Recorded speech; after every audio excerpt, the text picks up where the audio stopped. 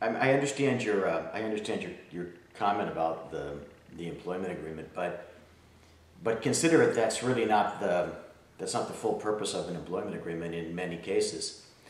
I mean, of course, an employment agreement memorializes the understanding between an employer and an employee, but in some instances, employment agreements can have, in essence, time bombs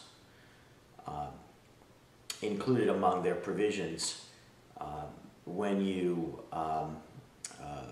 believe that the relationship between the employer and employee is going to be either assigned to another future employer, or if you believe that a third party is going to be targeting those employees. Now, without going into too much specific detail, because every one of these situations is going to be different,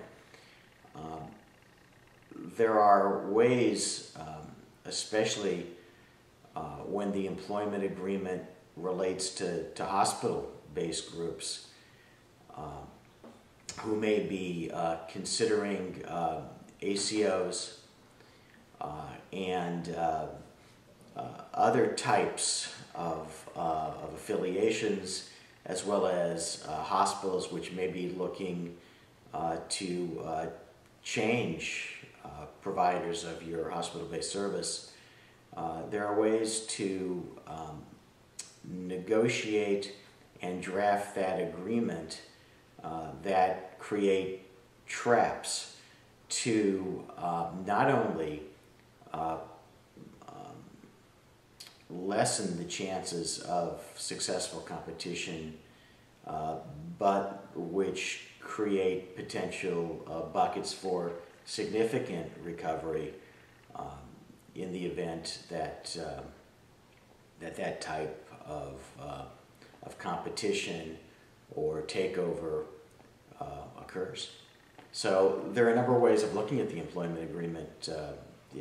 I'll tell you, 99.9% of every single medical group that's doing an employment agreement out there is simply focused on the relationship between the group and that employee.